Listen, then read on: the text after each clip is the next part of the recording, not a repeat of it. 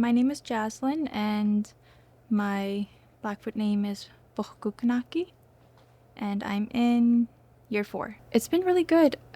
I felt supported when I was at Bow Valley. I felt lost. Like, I think in my program, it was the LPN program, but the classrooms were kind of split up. But I was the only Indigenous student in my classroom, and it was pretty big, so it it felt lonely. Like, now comparing it to this program, I'm home. I felt supported.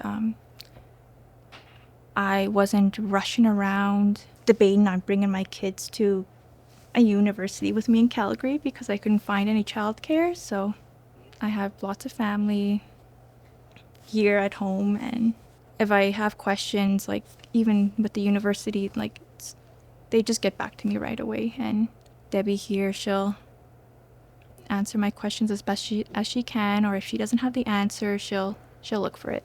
I felt connection here, and I never really had that feeling of isolation. I was never lonely. So So how did it feel to study the nursing program and have the Siksika cultural component attached to it and the indigenous ways of knowing? What was your experience with that? I was already kind of familiar, but it opened my eyes more. Mm, just with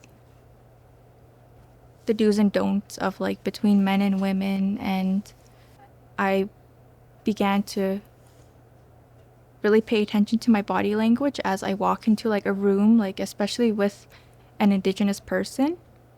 Like, I never come in like demanding, or like I don't command.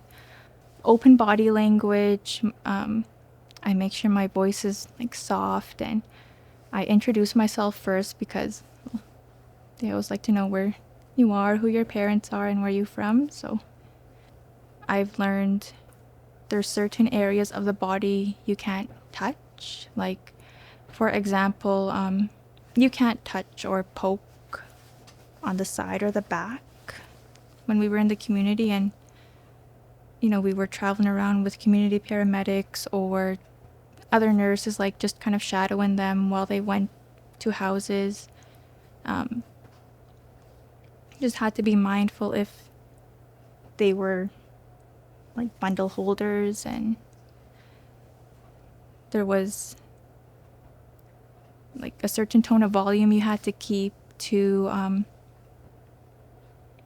you couldn't really knock on the door either sometimes. So I'm glad there was doorbells, but most of the time they would just tell us to let ourselves in, and it was a lot of really good information, and it stayed with me. So would have considered myself, already a compassionate person, but I feel like that's broadened, and I don't have like this narrow view of how I look at people anymore.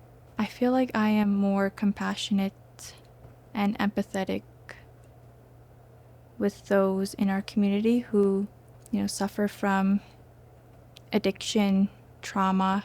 I feel like I see it more.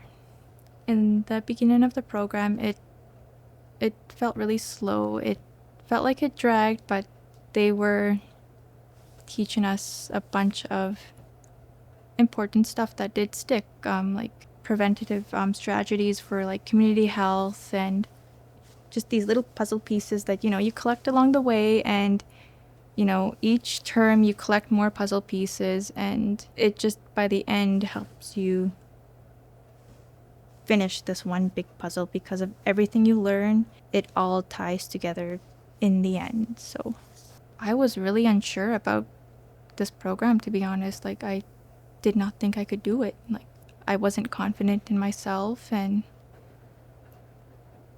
like first year I was debating on going for like a degree in like museum work, but I put that doubt aside, and like I just went for it, and I really enjoyed this program. It was really difficult. It was hard. You can kick and scream along the way, but just still get going, still get to it. The screensaver I have on my phone, and it says, if you're going through hell, keep going. Because sometimes that's what it did feel like with the amount of tests, with the amount of papers, how stressed I was, like just mini breakdowns along the way.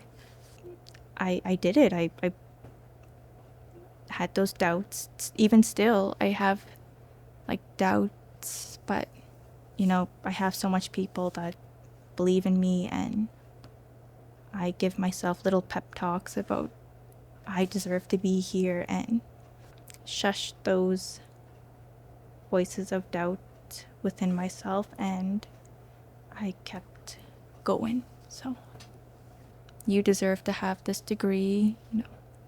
Don't ever think you don't deserve something, because you do. So